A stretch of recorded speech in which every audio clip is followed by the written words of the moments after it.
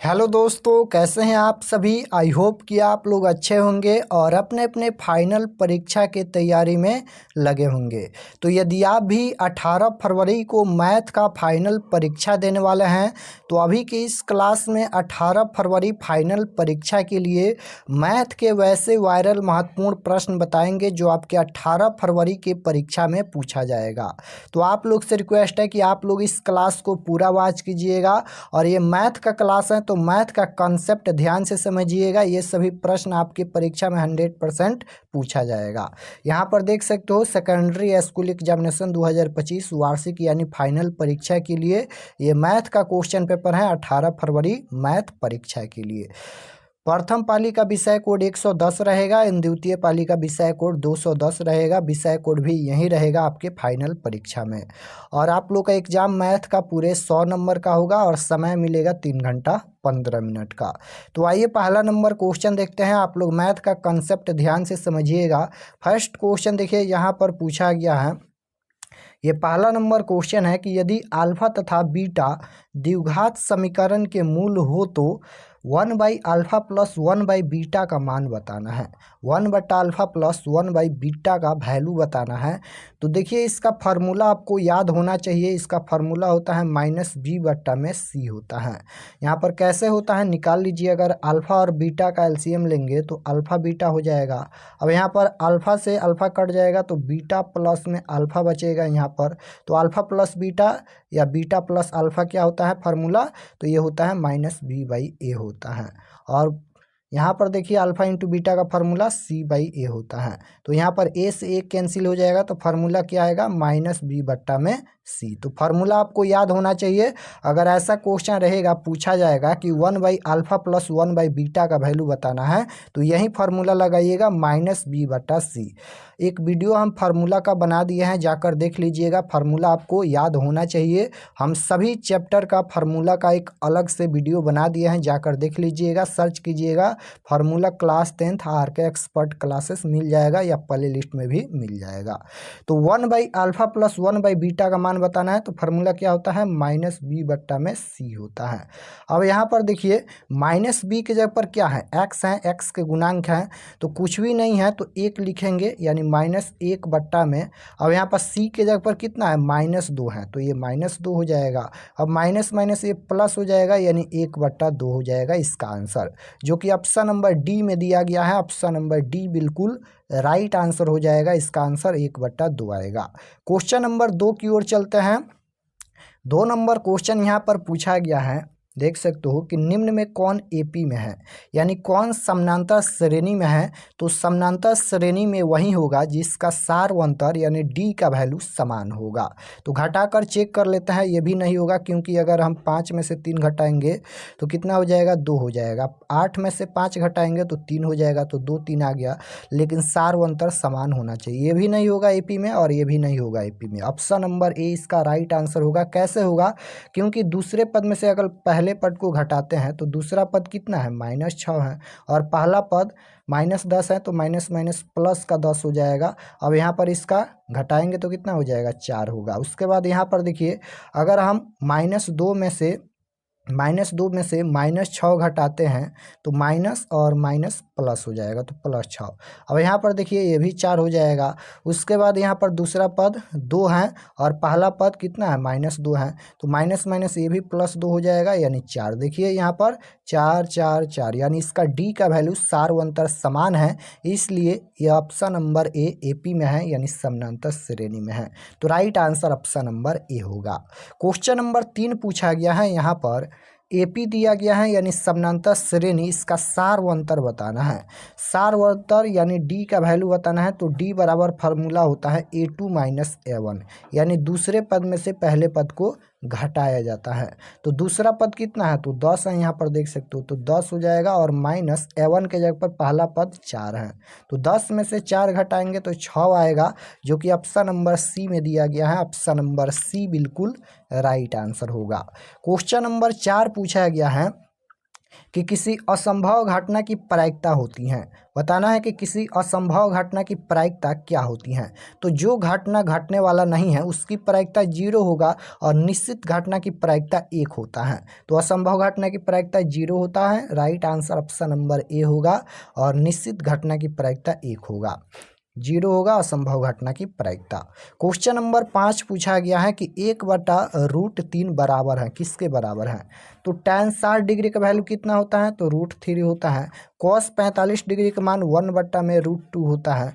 sin 30 degree का मान 1/2 होता है। और tan 30 डिग्री का जो मान होता है 1/√3 होता है। तो किसका मान यहाँ पर 1/√3 है, तो ऑप्शन नंबर डी का है, यानी tan 30 डिग्री का मान 1/√3 होता है। तो ये बराबर होगा tan 30 डिग्री पर। तो right answer option number D हो जाएगा। क्वेश्चन नंबर 6 यहाँ पर पूछा गया है कि इसका बहुलक क्या होगा, बहुलक बताना है। तो जो संख्या बार बार रिपीट हुआ है, यानी जो संख्या बार बार इसमें आया है वही बहुलक होगा।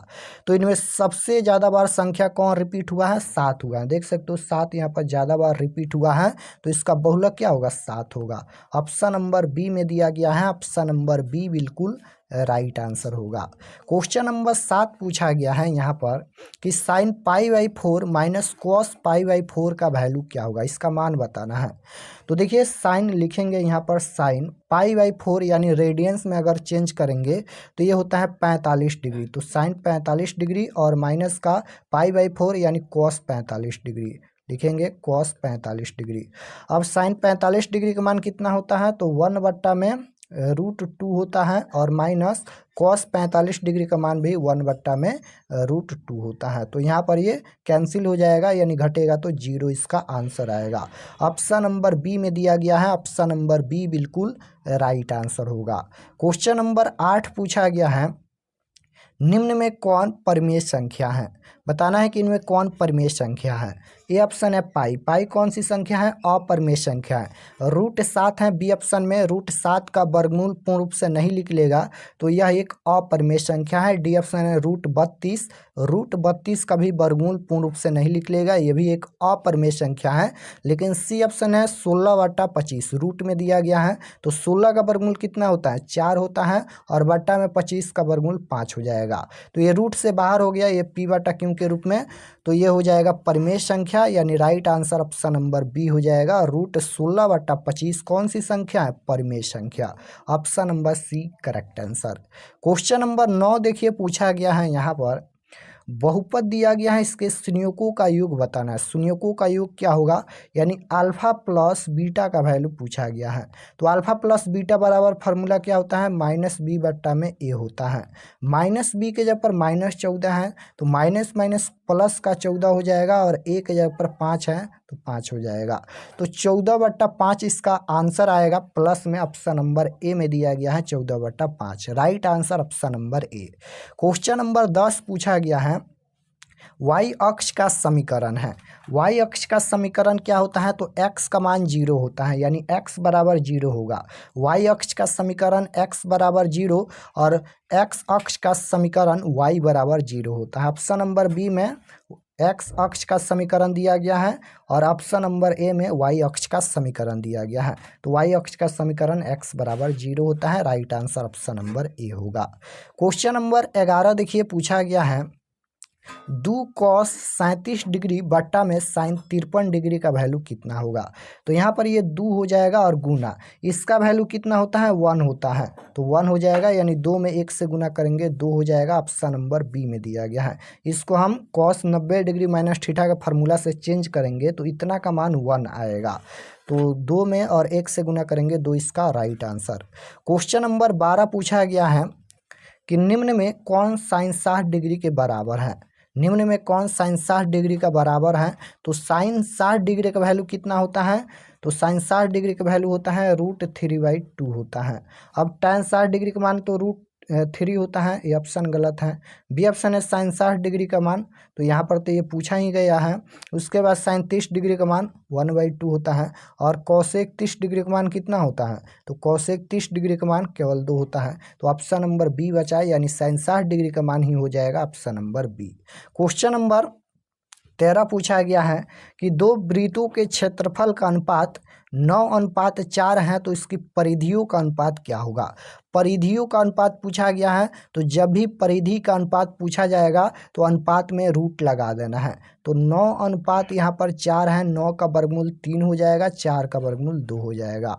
तो 3:2 ऑप्शन नंबर सी में दिया गया है। ऑप्शन नंबर सी बिल्कुल राइट आंसर होगा। क्वेश्चन नंबर 14 पूछा गया है कि 14 नंबर क्वेश्चन है कि प्रथम 10 समपार्कृत संख्याओं का माध्य क्या होगा। बताना है कि प्रथम 10 समपार्कृत संख्याओं का माध्य, यानी सबसे पहले हम 10 सम संख्या लिखेंगे प्रथम यानी शुरू से। तो 2 हो जाएगा, 4 हो जाएगा, 6 हो जाएगा, 8 हो जाएगा, 10 हो जाएगा, उसके बाद 12, 14 और उसके बाद यहाँ पर 16, 18 और यहाँ पर 20 हो जाएगा। अब इसका माध्य बताना है। तो माध्य कैसे निकालते हैं, सभी संख्याओं को जोड़ते हैं और जितना संख्या है उतना से भाग देते हैं।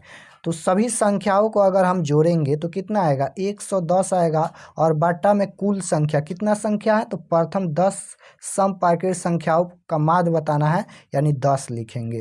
तो यहाँ पर कटाएंगे तो कितना हो जाएगा, 11 हो जाएगा, यानी correct answer option number B में दिया गया है, इसका माध्य 11 आएगा।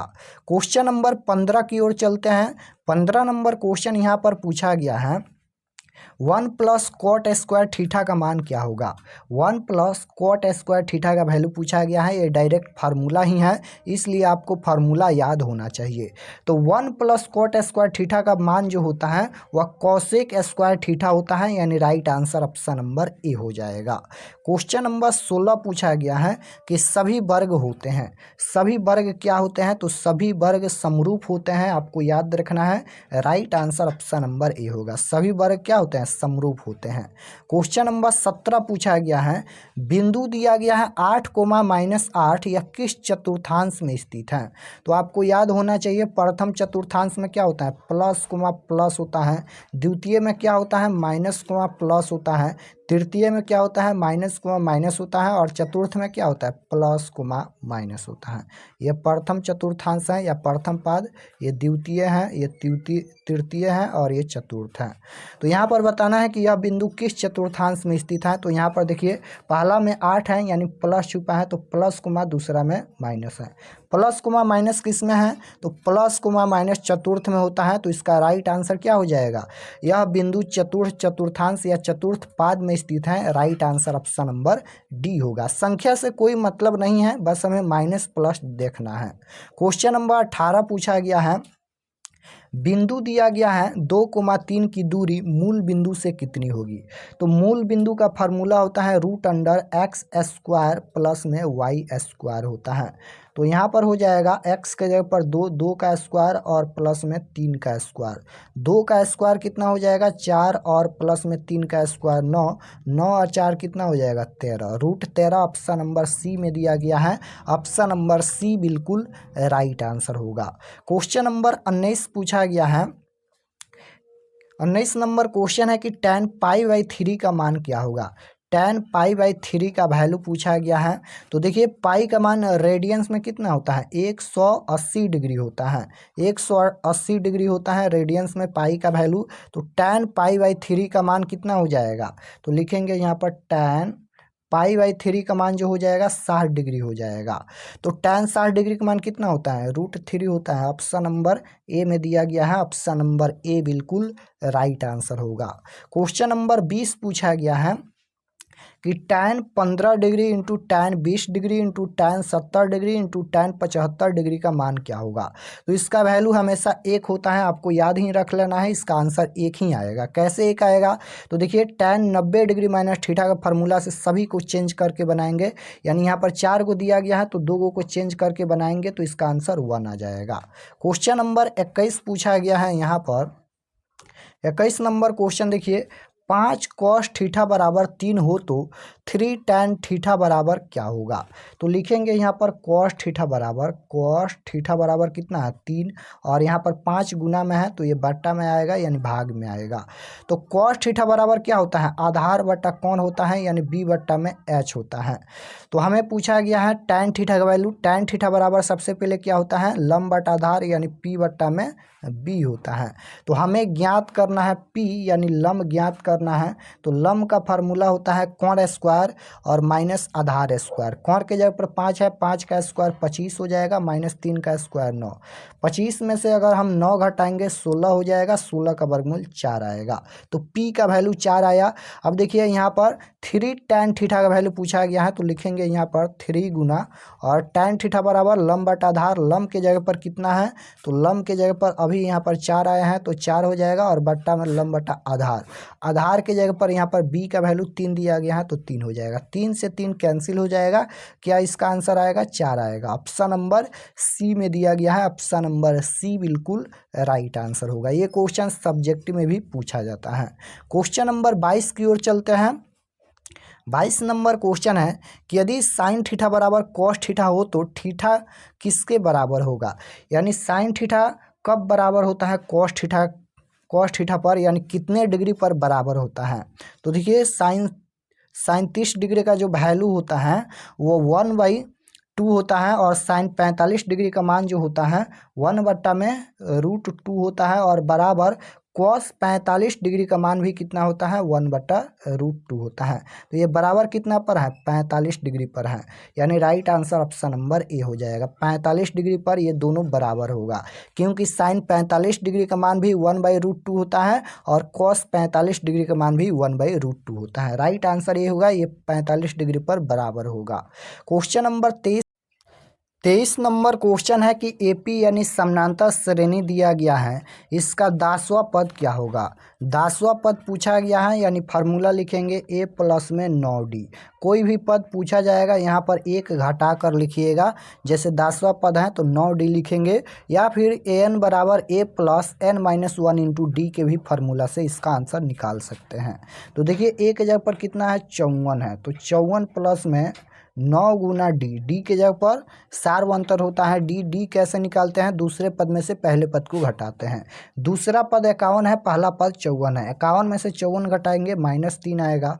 अब यहाँ पर देखिए ये हो जाएगा 54 और प्लस में यहाँ पर प्लस है यहाँ पर माइनस है तो प्लस माइनस माइनस हो जाएगा, यानी माइनस लिख देते हैं और यहाँ पर गुना करेंगे तो 9 तिरका ये 27 हो जाएगा। तो 54 में से अगर हम 27 घटाएंगे तो कितना हो जाएगा, ये भी कितना हो जाएगा 27 हो जाएगा। ये प्लस का हो जाएगा, यानी right answer option number B में दिया गया है 27 इसका राइट आंसर। क्वेश्चन नंबर 24 पूछा गया है कि sine square theta plus cos square theta बराबर क्या होता है। ये भी फार्मूला है तो sine square theta plus cos square theta बराबर 1 होता है। राइट आंसर ऑप्शन नंबर ए हो जाएगा। Sine square theta plus cos square theta बराबर 1।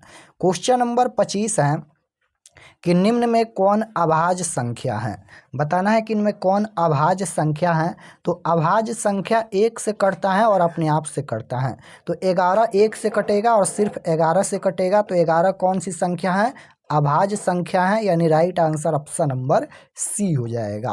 क्वेश्चन नंबर 26 पूछा गया है कि निम्न में कौन अपरिमेय संख्या है। अब यहाँ पर अपरिमेय संख्या पूछा गया है तो देखिए ये भी रूट में है, 1 का वर्गमूल 1 हो जाएगा और बट्टा में 81 का वर्गमूल 9 हो जाएगा। ये भी रूट से बाहर 36 का वर्गमूल ये भी निकल जाएगा यहाँ पर 6 और 49 का वर्गमूल 7, ये भी रूट से बाहर, ये भी रूट से बाहर। लेकिन यहाँ पर रूट 45 है, रूट 45 का वर्गमूल पूर्ण रूप से नहीं निकलेगा तो यह एक अपरिमेय संख्या है। ऊपर में तो परिमेय संख्या दिया गया है तो आप जानते हैं कि एक परिमेय संख्या का योगफल या भागफल या गुणनफल हमेशा आंसर आता है अपरिमेय संख्या है। तो राइट आंसर डी हो जाएगा। 9/√45 कौन सी संख्या है, अपरिमेय संख्या है। Correct answer option number D होगा। क्वेश्चन नंबर 27 पूछा गया है कि चक्रीय चतुर्भुज के चारों कोणों का युग्म होता है तो ये 360 डिग्री का होता है।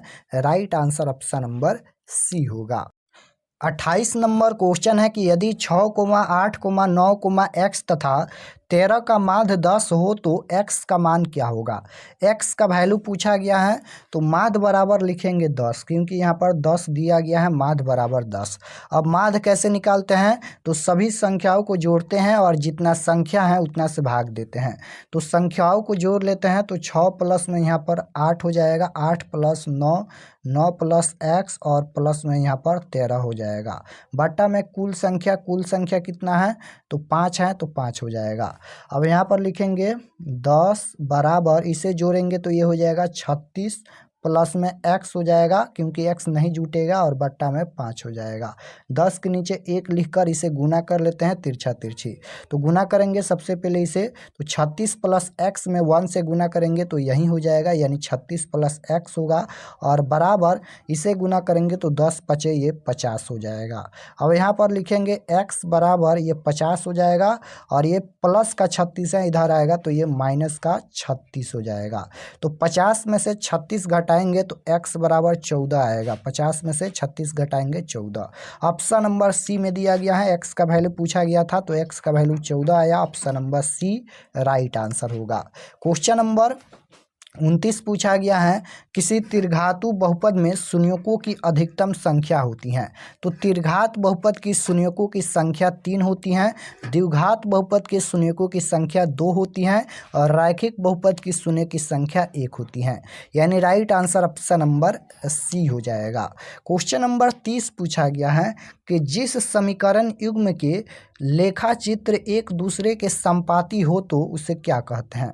संपाती होगा तो ये क्या हो जाएगा, आश्रित होगा, यानी right answer option number C होगा। संपाती होता है तो उसका कितना हल होता है, तो अनेक हल होता है, आपको याद रखना है। क्वेश्चन नंबर 31 पूछा गया है, समीकरण दिया गया है ax² प्लस bx प्लस सी बराबर 0 में b² माइनस 4ac कहलाता है, क्या कहलाता है, तो विवेचक या विविधकर कहलाता है। b² minus 4ac right answer option number B हो जाएगा। विवेचक या विविधकर का सूत्र होता है b² माइनस 4ac, तो यही कहलाएगा विवेचक। 32 नंबर क्वेश्चन है कि √3/2 किसका मान है। बताना है कि इनमें से किसका मान √3/2 होता है। तो sin 60 डिग्री का जो मान होता है वह √3/2 होता है, तो right answer option number B हो जाएगा। sin 60 डिग्री का मान √3/2 होता है, correct answer option number B. Question number 33 है कि एक पासे को फेंकने पर 5 आने की प्रायिकता क्या होगी। एक पासे को फेंका जा रहा है तो 5 आने की प्रायिकता, सबसे पहले लिखेंगे बट्टा में, एक पासे को फेंका जा रहा है तो 1 से लेकर 6 तक आएगा, यानी बट्टा में लिख लेते हैं कुल परिणाम यानी 6 हो जाएगा। और यहाँ पर देखिए एक पासे को फेंकने पर 5 आने की प्रायिकता पूछा गया है तो ऊपर में 5 हो जाएगा, यानी 5/6 इसका राइट आंसर आएगा। ऑप्शन नंबर ए में दिया गया है, इसकी प्रायिकता 5/6 होगा। क्वेश्चन नंबर 33 है, पाई एक संख्या है। पाई कौन सी संख्या है, तो पाई अपरिमेय संख्या है, यानी right answer option number B होगा। क्वेश्चन नंबर 34 है, वृत्त की सबसे बड़ी जीवा होती हैं। तो वृत्त की सबसे बड़ी जीवा व्यास होती हैं, आपको याद रखना है, right answer option number B हो जाएगा। वृत्त की सबसे बड़ी जीवा व्यास होती हैं। क्वेश्चन नंबर 36 पूछा गया है कि निम्न में कौन वृत्त की परिधि है। बताना है कि इनमें कौन वृत्त की परिधि का सूत्र है। तो वृत्त की परिधि क्या होता है, 2πr होता है, यानी राइट आंसर ऑप्शन नंबर ए हो जाएगा। ऑप्शन नंबर ए में दिया गया है, फार्मूला ही पूछा गया है, सूत्र यहाँ पर देख सकते हो। तो वृत्त की परिधि 2πr। क्वेश्चन नंबर 37 पूछा गया है, यदि थीटा बराबर 90 डिग्री हो तो साइन थीटा और माइनस के कॉस थीटा का मान क्या होगा। तो यहाँ पर लिखेंगे साइन थीटा बराबर, थीटा का जगह पर कितना है 90 डिग्री है तो 90 डिग्री, और माइनस का कॉस थीटा के जगह पर भी 90 डिग्री, यानी लिखेंगे यहाँ पर कॉस थीटा के जगह पर 90 डिग्री। तो कॉस 90 डिग्री का मान 1 होता है और माइनस यहाँ पर देखिए कॉस साइन 90 डिग्री का मान 1 होता है और कॉस 90 डिग्री का मान 0 होता है। तो यहाँ पर 1 में से 0 घटाएंगे तो कितना हो जाएगा, 1 हो जाएगा, यानी right answer option number B में दिया गया है। क्वेश्चन नंबर 38 पूछा गया है कि बिंदु दिया गया है 5, का भुज क्या होगा। भुज पूछा गया है, तो पहला x अक्ष के नियामक होता है, दूसरा y अक्ष के नियामक होता है। तो पहला होता है भुज और दूसरा होता है कोटि। भुज का मान 5 है, ऑप्शन नंबर ए में दिया गया है। इसमें कोटि का मान क्या है, -4 है। पहला भुज होता है, दूसरा कोटि होता है। क्वेश्चन नंबर 39 पूछा गया है, बिंदु दिया गया है 6, का x नियामक क्या होगा। पहला होता है x अक्ष के नियामक, यानी राइट आंसर 6 हो जाएगा, ऑप्शन नंबर ए। क्वेश्चन नंबर 40 देखिए पूछा गया है यहाँ पर ये संख्या दिया गया है, इसका परिसर क्या होगा, परिसर पूछा गया है। तो परिसर कैसे निकालते हैं, सबसे बड़ी संख्या में से सबसे छोटी संख्या घटाते हैं। तो इनमें सबसे बड़ी संख्या कौन है, 30 है, तो 30 हो जाएगा, और माइनस सबसे छोटी संख्या कौन है, तो सबसे छोटी संख्या इनमें 9 है। अब यहाँ पर घटाएंगे तो कितना हो जाएगा, 21 हो जाएगा, यानी right answer option number D हो जाएगा। जब भी परिसर पूछा जाएगा तो सबसे बड़ी संख्या में से सबसे छोटी संख्या घटाएंगे तो परिसर निकलेगा। सबसे बड़ी संख्या 30 है, सबसे छोटी संख्या 9 है, 30 में से 9 घटाएंगे 21, राइट आंसर आएगा ऑप्शन नंबर डी। तो आज के क्लास में हम लोग टोटल 40 क्वेश्चन देखे हैं। आप लोग कमेंट में बताना कि आप लोग का यह क्लास कैसा लगा, और चैनल पर नए होंगे तो चैनल को जरूर सब्सक्राइब कर लीजिएगा ताकि आने वाले नेक्स्ट क्लास आपके पास जरूर पहुँचे। और फाइनल बोर्ड परीक्षा का समय बहुत ही कम बचा है, तो आप लोग ज़्यादा से ज़्यादा रिवीजन कीजिए, सेल्फ स्टडी कीजिए, और जो भी क्लास हो रहा है इस चैनल पर आप लोग सभी क्लास ज्वाइन कीजिए, क्योंकि वही क्वेश्चन पढ़ाया जा रहा है जो आपके परीक्षा में 100% पूछा जाएगा। तो आप लोग सभी क्लास ज्वाइन कीजिए। और इसका सब्जेक्टिव क्वेश्चन डाउनलोड करने के लिए गूगल पर जाना है, सर्च करना है RK expert classes, first page आएगा, उस पर क्लिक करके क्लास 10th के सेक्शन में जाइएगा। हम सब्जेक्टिव बनाकर अपलोड कर दे रहे हैं, वहाँ से आप लोग डाउनलोड कर सकते हैं। तो मिलते हैं नेक्स्ट क्लास में, तब तक अपना स्टडी कीजिए। आप सभी को धन्यवाद।